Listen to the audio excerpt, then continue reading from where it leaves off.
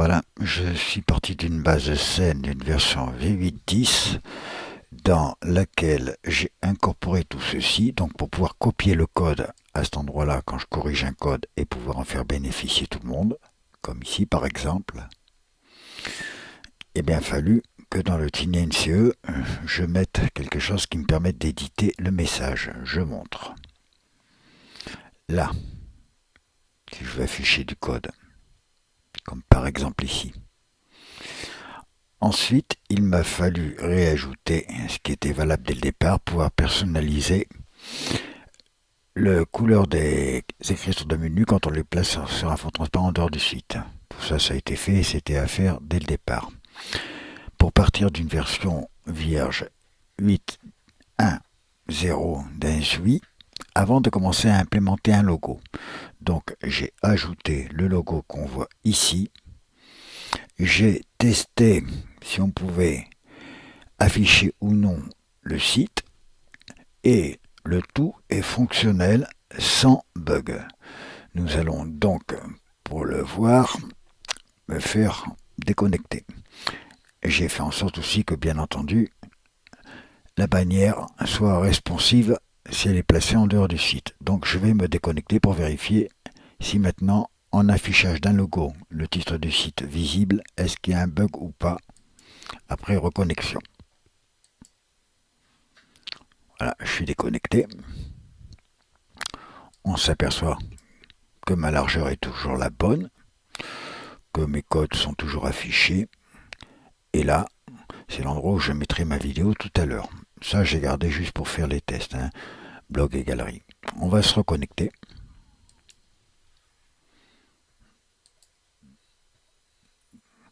On va aller dans la config. Donc je retourne sur l'accueil. On voit bien que mon site est affiché en 960.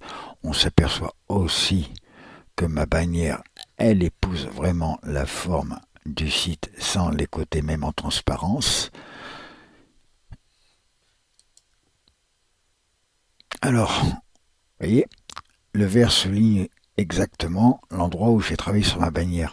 Et on voit bien que le vert a exactement la même taille qu'en dessous.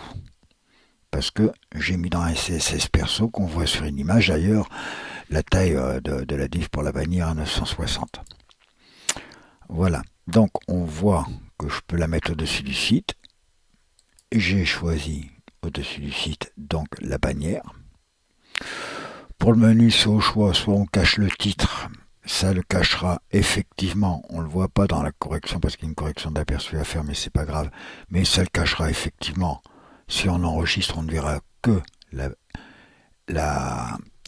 logo, donc je vais le remettre visible. C'est un petit bug mineur pour moi, mais c'est pas important. On peut très bien faire ça. Si on veut aussi cacher, on peut jouer avec la transparence.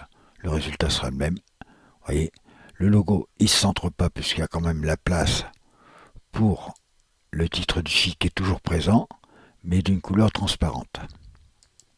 Donc on va laisser le titre en visible. Voilà. On va faire enregistrer. Voilà, mon titre réapparaît ici, on le voit bien. Donc, dans le premier zip reçu par mon ami, j'ai testé sa version. Ça ne provoquait pas un bug. Dans le cadre de cette installation-là correcte, faite avec ce qui manquait, qui n'avait pas été implémenté normalement dans une version SUI officielle. Donc, le code qui est commun pour les couleurs du menu et son affichage dans le SUI.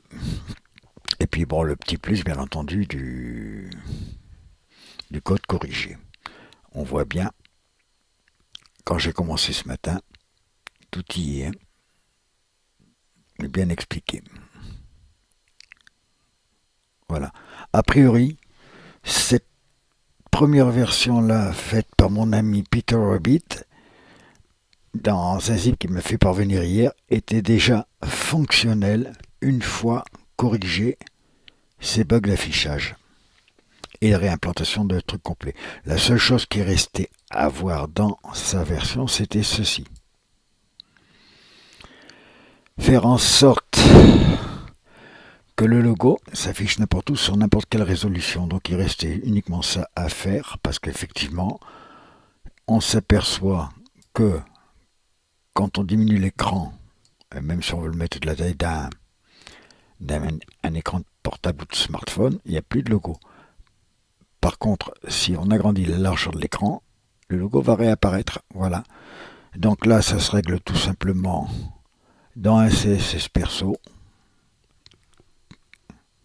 Voilà. On mettra le code quelque part ici une fois qu'on aura fait les réglages en live sur le site de test. Et en principe, ça sera super nickel. Mais j'aurai quand même une seconde fonction à essayer. Là, c'est où je sauvegarde les photos.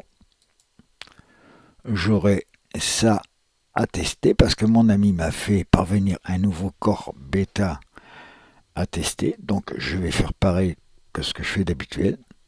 Je vais comparer tous les codes de A à Z. Et là où il aura changé quelque chose par rapport à un original,